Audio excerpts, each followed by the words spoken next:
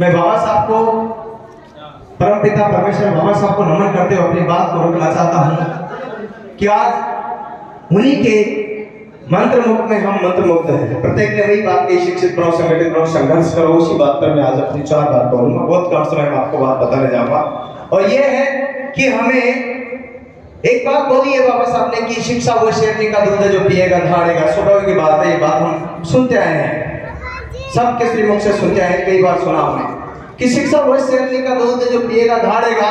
लेकिन सत्य बात तो ये है कि वो शेरनी का दूध निकालेगा कौन? वो शिक्षक है, वो शिक्षक है, और वो शिक्षक शेर का बच्चा है। और शेर का बच्चा कौन होगा? जो बाबा साहब का बच्चा होगा। तो शिक्षा ही वो शेरनी का दूध है जिसे जो पिएगा दाड़ेगा।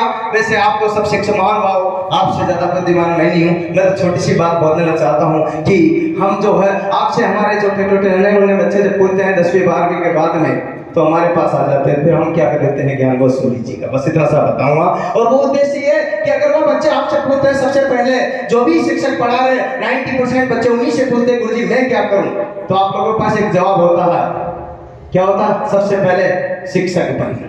और शिक्षक के लिए एसटीसी भी है या कांस्टेबल पटवारी। इसके अलावा 90% तुम्हारे से, हमारे से जितने भी शिक्षक वो नहीं बताते। लेकिन उसके अलावा 90% वर्ग की अतिरिक्त होती है जिनके बारे में हम बताते हैं। हम शिक्षक कांस्टेबल और पटवारी तक सीमित रह गए। और मैं आज कम से कम आपको 10-20-50 भर्तियां बताता हूं जो आपके हमारे भाई बच्चों को, जो नन्हे बच्चों को हम बता सकते हैं, पढ़ा सकते हैं, वहां भी बता सकते हैं। हम केवल इतनी सी भर्तियां बताते हैं कि शिक्षक की निकलती है। अब पता है, एक शिक्षक की भर्ती पूरी होने में पूरी 5 वर्ष की योजना लग जाती है। राजस्थान स्टेट की भर्ती, कांस्टेबल की भर्ती पूरी होने में 1 वर्ष लग जाता है, बल्कि 1 साल का, 2 साल का, 5 साल लग जाता है। कारण क्योंकि पहले भर्ती आएगी, फिर वो जो है पेपर होगा, और पेपर के बाद पेपर आउट होगा, फिर कोर्ट में जाएगी, फिर कोर्ट में आगे फिर आएगी, फिर पेपर होगा, फिर सिलेक्शन होगा, फिर भी कहीं अटक जाएगी। ऐसे में 5 वर्ष की योजना हो जाती है हमारी शिक्षक भर्ती। मैं उस पर ज्यादा कमेंट नहीं करना चाहता हूँ। आज आपसे कहना चाहता हूँ कि हमारे में ही ऐसी भर्ती आती है, बैंकिंग ले लीजिएगा, जिसका कैलेंडर जारी होता है, IBFS करा दी। SSC ले लीजिएगा, जिसका प्रत्येक वर्ष कैलेंडर जारी होता है, उसकी करा दीजिएगा। रेलवे ले लीजिएगा, जिसका प्रत्येक वर्ष कैलेंडर जारी होता है, उसकी करा दीजिएगा। इसमें भी हजारों भर्तियां हैं। आज की तारीख में बात करूं, रेलवे में लगभग 1 लाख से 2 लाख भर्ती आई हुई है और आने वाली है। SSC में 1 लाख से 2 लाख भर्ती आई हुई और आने वाली है। बैंकिंग में हजारों भर्ती आई और आने वाली है। प्रेजेंट टाइम पे भी है, अभी आवेदन कर सकते हो, हमारे भाइयों को, हमारे बच्चों को आवेदन करा सकते हैं। रेलवे की अगर बात करता हूँ, SSC की अगर बात करता हूँ, तो आज में NTPC की भर्ती है, जिसमें स्टेशन मास्टर बना सकते हैं, कोर्स मास्टर बना सकते हैं, ट्रैफिक अप्रेंटिस बना सकते हैं, कॉमर्शियल क्लर्क बना सकते हैं, और टिकट कलेक्टर बना सकते हैं, हम लोको पाइलट बना सकते हैं, हम टेक्नीशियन बना सकते हैं, हम जो भी चाहे ग्रुप डी में किसी प्रकार की पोस्ट में लगा सकते हैं। लेकिन नहीं, अगर आपसे किसी बच्चे ने गलती से पूछ लिया तो एक ही बताना, बेटा क्या कर ले? शिक्षक। बस उस शिक्षक, और शिक्षक में STC या BEd कर ले, बस इससे ज्यादा हम लोग बताते हैं, 90% नहीं बताते हैं। जबकि वो 5 वर्षीय योजना आज की तारीख में बताऊं तो आपके बच्चों को NTPC की तैयारी कराओ, अगले 3 महीने बाद पेपर है, उसके 3 महीने बाद फिर ज्वाइनिंग है, 6 महीने में नौकरी लग रही, उसकी तैयारी नहीं कराएंगे हम। तैयारी किसकी कराएंगे? केवल और केवल शिक्षक की। अरे यही नहीं, इसके अलावा इस तरह हमारे पास बहुत सारी भर्तियां, DRDO में चल जाओ, ISRO में चल जाओ, बिहार में चल जाओ, ऑर्डिनेंस फैक्ट्री में चल जाओ, ISC में चल जाओ, AGC चल जाओ, दिल्ली मेट्रो में चल जाओ, गुजरात मेट्रो में चल जाओ, नोएडा मेट्रो में चल जाओ, लखनऊ मेट्रो में चल जाओ। यहाँ पर जो है हमारे हजारों प्रकार की भर्तियां निकलती है, इंजीनियर सेक्टर की निकलती है, परंतु इनकी पता हमें नहीं है। हम सिर्फ जिसका पता है उसी का ही पता बताते, बाकी का पता हमें पता नहीं है, इसलिए हम भी नहीं बताते। बड़ी समस्या आज के हिंदुस्तान की युवा इसलिए बेरोजगार है क्योंकि उनको पता नहीं है। अगर आपसे हमसे कहा जाए कि जाइए और पता नहीं दिया जाए, पता नहीं दिया जाए, तो कहां जाएंगे? हम भटक रहे हैं, हिंदुस्तान के नक्शे में भटक रहे हैं, और भटकते रहे आदमी हम नहीं, हमारे बच्चे भी भटक रहे हैं, क्योंकि उनको पता नहीं कि जाना कहां। वो पता नहीं है तो सिर्फ एक पता, वो शिक्षक। मैं नहीं कह रहा कि शिक्षक में चाहिए, लेकिन बाकी जो भर्ती आई उनमें भी तो चाहिए। क्या UPSC क्यों पढ़ो के लिए बनी है? क्या RS के पढ़ो के लिए बनी है? क्या हमें पता नहीं है? आज संविधान में 315 से लेकर 323 आर्टिकल में लिखा साफ कि UPSC की भर्ती प्रत्येक साल आएगी, तो आई और आती रहती है, हर हजार के लगभग भर्ती आती है।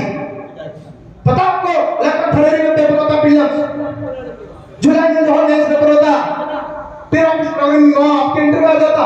प्रत्येक साल 1000 भर्ती आती है, लेकिन हमारे बच्चों को इसकी तैयारी नहीं करा। हम केवल एक ही कराएंगे, STC और BEd, बस 90% जनसंख्या यहाँ पे। यूपी बिहार में जाकर देखो, यूपी बिहार में जाकर 90% जिस प्रकार से यहाँ पर एसटीसी बीएड वाले मिलते हैं, ऐसे ही वहां पर जो है ना आपको रेलवे और एसएससी वाले मिलते हैं। आप प्रत्येक सेक्टर में रेलवे का ऐसा कोई डिपार्टमेंट बता दीजिए जहां यूपी और बिहार के लड़के हो, एसएससी बता दीजिए जहां यूपी और बिहार के लड़के हो। और हमारे हिंदुस्तान के राजस्थान में अगर बात करता हूं तो यहाँ पे केवल शिक्षक के अलावा, पटवारी के अलावा, ग्राम सेवक के अलावा और कांस्टेबल के अलावा अतिरिक्त बच्चे बहुत कम लाख के समान मिलते हैं। मैं रेलवे का होने के नाते बता रहा हूं, बड़ी विडंबना है आज हमारे यहाँ पर शिक्षक भर्ती न होने के बावजूद भी हजारों की संख्या में लड़के तैयारी कर रहे हैं, और रेलवे और एसएससी की लाखों की संख्या में वर्तमान में भर्ती होने के बाद भी मुश्किल से हजारों की संख्या में लड़के मिले। ये बड़ी विडंबना है। और जिसका पता है कि कब आएगी प्री, कब होगा मेंस, कब होगा, सारा शेड्यूल टाइट टू टाइट है, बिल्कुल एकदम सिस्टमेटिक है, लेकिन उसकी तैयारी आप हम नहीं कराते हैं। बड़ी दिक्कत है सर, बड़ी विडंबना है। तो मैं भाइयों आप सभी शिक्षक गणों से मेरा विनम्र निवेदन है कि कम से कम हमारे भाइयों को ज्यादा से ज्यादा कॉम्पिटिशन फील्ड में, शिक्षा के वर्ग में, क्योंकि आप फाउंडेशन हो, आप सैनिक का दूध पिला के भेजते हो और उन बच्चों को हमें देते हो। लाइए यहाँ पर कोटा शिक्षा की नगरी में हमारे से लायक सेवा हो, हम जरूर करेंगे। अगर कोई गरीब बच्चा है, आर्थिक रूप से पिछड़ा है, घर से नहीं रह सकता, लाइए ऐसे बच्चों को हम निःशुल्क पढ़ाएंगे।